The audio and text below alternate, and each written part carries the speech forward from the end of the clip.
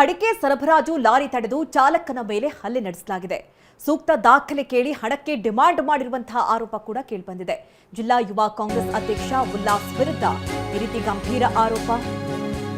ಅಡಿಕೆ ಸರಬರಾಜು ಲಾರಿ ತಡೆದು ಚಾಲಕನ ಮೇಲೆ ಹಲ್ಲೆ ಮಾಡಿದ್ದಾರೆ. ಸೂಕ್ತ ದಾಖಲೆ ಕೇಳಿ ಹಣಕ್ಕೆ ಡಿಮಾಂಡ್ ಮಾಡಿದ್ದಾರೆ ಎನ್ನುವಂತಹ ಆರೋಪ.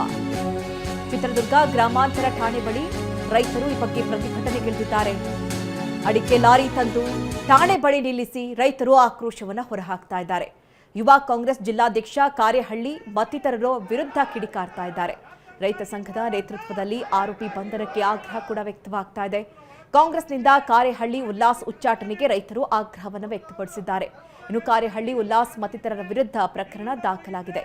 ಗ್ರಾಮಾಂತರ ಪೊಲೀಸ್ ಠಾಣೆಯಲ್ಲಿ ಪ್ರಕರಣ ದಾಖಲಾಗಿದ್ದು ಆದಷ್ಟು ಬೇಗ ಕ್ರಮ ಕೈಗೊಳ್ಳುವಂತೆ ರೈತರು ಒತ್ತಾಯ ಮಾಡಿದ್ದಾರೆ. ಸರ್ಕಾರಕ್ಕೂ ಕೆಟ್ಟ ಹೆಸರು ಬರುತ್ತೆ. ಇಡೀ ರೈತರಿಗೆ ಇವತ್ತು ಮಾಲು ರೇಟ್ ಕಮ್ಮಿಯಾಗಿದೆ. ರೈತರು ನೇರವಾಗಿ ಮಾರಾಟಕ್ಕೆ ಹೋಗಿ ವಿಚಾರವಾಗಿ ಎಲ್ಲ ಸಂಕ್ಷಿಪ್ತವಾಗಿ ಮಾತಾಡ್ತಾರೆ. ನೋಡಿ, ಅಡಿಕೆ ಬೆಳೆಗಾರರು ಇವತ್ತು ಕರ್ನಾಟಕದಲ್ಲಿ ಸಂಕಷ್ಟದಲ್ಲಿದ್ದಾರೆ. ಸುಗ್ಗಿ ಕಾಲದಲ್ಲಿ 65,000 ರೂಪಾಯಿ ಕ್ವಿಂಟಾಲ್ ಇತ್ತು ಅಡಿಕೆ ಬೆಲೆ. ಇವತ್ತು 50,000 ರೂಪಾಯಿ ಕುಸಿದಿದೆ. ಯಾವತ್ತೂ ಅಡಿಕೆ ಬೆಳೆಗಾರರಿಗೆ ತೂಗತಿ ಯಾವತ್ತೂ ನೇತಾಡ್ತಾ ಇದೆ. ಒಂದು ಸಾರಿ ಹೊರದೇಶದಿಂದ ಅಡಿಕೆ ಬಂತು ಅಂತ ಹೇಳ್ಬಿಟ್ಟು ದರ ಕಮ್ಮಿ ಮಾಡ್ತಾರೆ. ಇನ್ನೊಂದು ಸರಿ ಅಸ್ಸಾಂನಿಂದ ಬಂತು ಅಂತ ದರ ಕಮ್ಮಿ ಮಾಡ್ತಾರೆ. ಇಲ್ಲೇನಾಗಿದೆ ಅಂದರೆ ಚಳ್ಳಕೆರೆ ಗೇಟ್ ಹತ್ರನ ಉಲ್ಲಾಸ್ ಅಂತಕ್ಕಂಥ ಯುವ ಕಾರ್ಯಕರ್ತ ಅಂತಕ್ಕಂಥ ವ್ಯಕ್ತಿ ಲಾರಿನ ತಡೆದಿದ್ದಾನೆ. ಲಾರಿ ತಡೆದು ನಾವು ಮುಂದೆ ಹೋದ ಲಾರಿ ಚೆಕ್ ಮಾಡಿದೆ.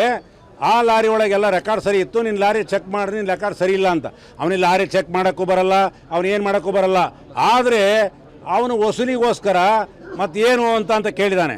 ಏನು ಅಂದ್ರೆ ನಮಗೆ ಗೊತ್ತಿಲ್ಲ ಅಂತ ತಕ್ಷಣ ಡ್ರೈವರ್ನ ಹಿಡಿದು ಎಳೆದಾಡಿದ್ದಾನೆ, ಕೊಳಪಟ್ಟಿ ಹಿಡಿದು ಹಲ್ಲೆ ಮಾಡಿದ್ದಾನೆ. ಇವತ್ತು ಕಾಂಗ್ರೆಸ್ ಸರ್ಕಾರಕ್ಕೆ, ಮುಖ್ಯಮಂತ್ರಿಗಳಿಗೆ ನಾನು ಒತ್ತಾಯ ಮಾಡ್ತಕ್ಕಂಥದ್ದು, ನೀವು ಉತ್ತಮವಾದಂಥ ಆಡಳಿತ ನಡೆಸ್ತಾ ಇದ್ದೀವಿ. ನೀವು ಇಂಥವ್ರನಿಂದ ಯುವ ಕಾಂಗ್ರೆಸ್ ಪುಡಾರಿ ಉಲ್ಲಾಸ್ನಂತನ್ನು ಇಟ್ಕೊಂಡ್ರೆ ನಿಮ್ಮ ಸರ್ಕಾರಕ್ಕೆ ಕೆಟ್ಟ ಹೆಸರು ಬರುತ್ತೆ. ನಾವು ಏನಾರು ಇವನಿಗೆ GST ಅಧಿಕಾರಿ ಅಂತ, ನಕಲಿ ಅಧಿಕಾರಿ ಅಂತ ಏನಾದ್ರು ನೇಮಕ ಮಾಡಿದ್ದೀರಾ ಅಥವಾ ಯಾವುದಾದ್ರು